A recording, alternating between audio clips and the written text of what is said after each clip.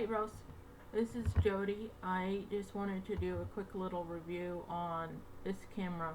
I keep on recording the video and I just wanted to do a brief little video, and before it's just I was babbling, so I don't think that you want to see me that for 10 minutes, only for a couple minutes. But anyway, I have a camera that I really like, that I think that you would like as well, and it would solve your problem. I wish I could just fly down to LA, to Hollywood, and just solve your problem for you. Set up your computer the way that the camera that you'd like. I did a little bit of research, but I'll get into that. I think that I'm lucky that my situation was kind of built to use this camera. But anyway, in November I wanted a camcorder, so I can do mobile vlogs like you do. Not because you do it, you were not my inspiration or anything, but I do. I mean, look at my account. I have over 100 videos that I've been doing for about a year now, that I regularly started doing for a year. And I'm doing the thing where I'm looking at myself like you say that you like to prevent doing. But this is an Aiptek. I'll put a link to Amazon on the side, which is actually, because my left is your right, it's going to be this way. That sounds right. But anyway, this is an Aiptek HD camera, and I talked to you about it before.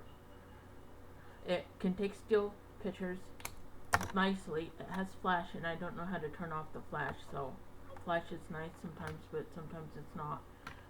It plugs into its lithium battery, so it plugs into the wall, or it can plug into your USB. It comes with a cord, so you can actually plug it into your computer and then load the battery, which is nice. It has an in-out HD cord, which actually can go to your TV. Over here, it's like one is out, one is it plugs into you can actually double it as an MP3 player. You can put MP3s onto the camera and then plug it in your headphones. That actually comes, and it says AV in out, so you can set it up to go in and set it up to go out on your TV.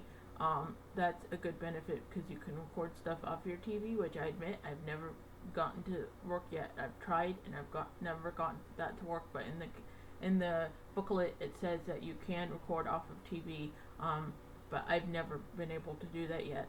And you can watch it on your TV, and it's also cool because I've been able to do this successfully. You plug it into your TV, and then you move the camera around, and it's like a direct feed.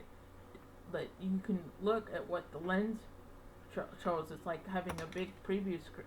These screens on here. This screen right here. See?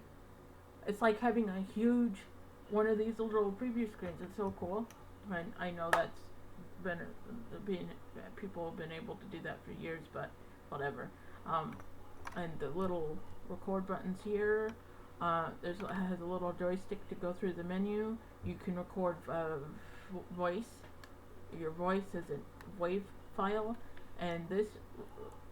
Okay, how you get it off of here? It has an internal memory, but it's not that big. This is a 2 gig little SD card, just a standard card that you would plug into pretty much anything. This is SanDisk. It's a fairly good brand. It's not the best, but it's good. 2 gig. You do not need to have a 2 gig. You can only and you don't need a 2 gig. This is plenty of space. This is like 225 minutes or something like that. So 1 gig would be plenty for you. That's like 100 minutes or so. It's about an hour. If there's like 3 modes, that one is it's not really crappy, but it's like compressed, medium compressed, and then the truly HD quality at 720 by 1000 and something resolution. which is more than enough for YouTube. It's MOV that will not work in Windows Movie Maker. I use Cyberlink Power Director, which is, I think it's like Windows Movie Maker is like you have your training wheel still on, and then you upgrade to something that, and it's honestly, there's nothing wrong with it. It looks like Windows Movie Maker. It's the same kind of format, and I'll do a video about it some other time, but it's like Windows Movie Maker, but the bells and whistles are a little bit better. Or it's an upgrade for sure, but I did my research, and this is what I mentioned before. I did my research. There are easy ways to convert an MOV format. MOV is movie format, Apple. You can convert it to an AVI, and I know that AVI, you know what an AVI is. I know what an AVI is. An AVI you can easily use with Windows Movie Maker. I don't know how good the resolution is. I would think that it would be decent. I haven't used it. I use my own converter, which is Fox Studio. That's a great converter, but I think it's like $20 or something like that. You can go on radtools.com and download a converter, which from the videos that I saw, they were decent videos. They weren't super compressed. It depends on what kind of options that you set in. Like I said, I can't fly to LA and solve all these problems for you. All I can do is put this video out there.